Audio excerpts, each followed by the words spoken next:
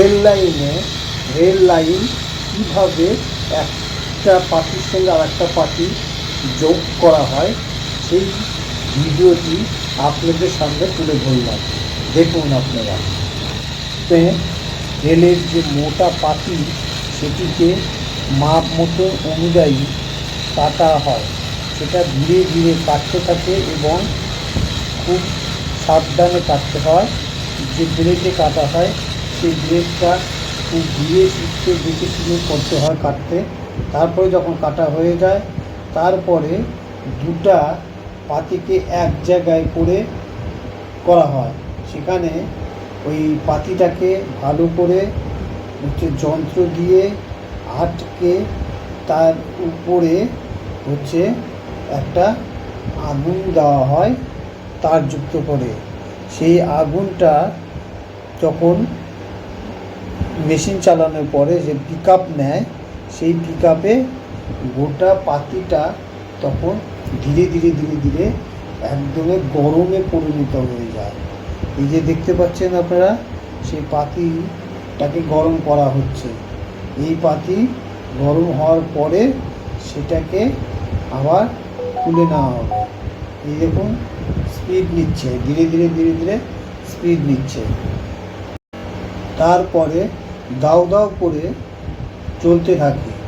মোটামুটি 20 থেকে 25 মিনিট মতন দাউ দাউ করে সেটি চলতে থাকে, যতক্ষণ পর্যন্ত নিচের পাতি দুটি প্রচণ্ড হারে গরম হয়ে না যায়। গরম হওয়া পর্যন্ত এটা গরম লাল টকটকা হলে এটা আপনি নাহলে কাজে দেবে না। সেই মাপ পর্যন্ত ওরা ওটাকে গরম করতে থাকে এবং ধীরে ধীরে সেটি গরম হতে থাকে।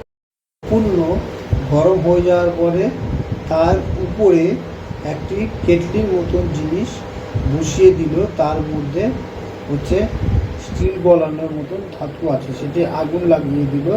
আগুন লাগানোর পরে তারপরে সেটি আগুন দাও দাও করে জ্বলতে শুরু করলো। তার নিচ দিয়ে একটা ফুটা আছে, সেই ফুটা দিয়ে সেই ভিতরে ওই তরল পদার্থগুলি জমা হয়ে ওই পাতির সঙ্গে লেগে যায়। তারপরে কিছুক্ষণ পরে সেটি গরম হয়ে যখন লেগে যায়, তারপরে কিছুক্ষণ পরে সেটাকে আস্তে আস্তে যখন তার তাপমাত্রা বা আগুন কমতে থাকে, তারপরে সেটাকে ধীরে ধীরে তারা নামিয়ে দেয়। ভিতরে সমস্ত তরল পদার্থ ওই ইয়েটা থেকে নামার পরে দাও দাও করে সেটা আগুনের মতন আরও বেশি করে জ্বলে ওঠে এবং কাছে থেকে সেটা দেখতে গেলে খুব ভয়ের ব্যাপার। যখন এটা দেয় তখন সবাই দূরে সরে চলে যায়, কারণ বাস্ট হতে পারে, যার জন্যে সবাই দূরে সরে থাকে। তারপরে এটাকে নামিয়ে নেয়। দেখতে পাচ্ছেন মঞ্চ ফুটন্ত আগুন দাও দাও করে জ্বলছে। মোটামুটি আধা ঘন্টা পরে সেইটা যখন আস্তে আস্তে তার তাপমাত্রা হালকা হতে থাকে, তারপরে সেটাকে ধীরে ধীরে সমস্ত যন্ত্রপাতি খুলে নেওয়া হয় এবং তবুও সেটি গরম থাকে। আর যন্ত্রপাতি খুলে নেওয়ার পরে ওটাকে আর এরকম কিছু করা হয় না, তাকে ওই অবস্থায় রেখে দিতে হয়।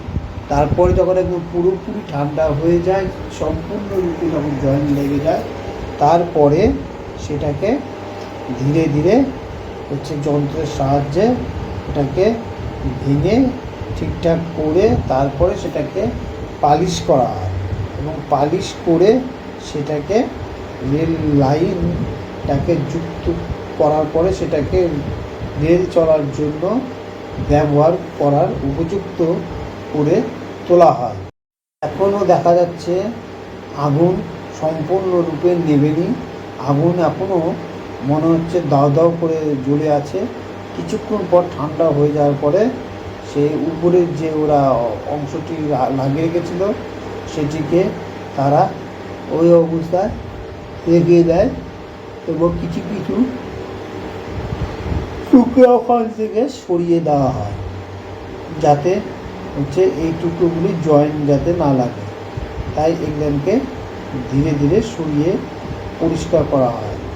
এই অবস্থায় তাকে ওখানে রেখে দেওয়া হয়।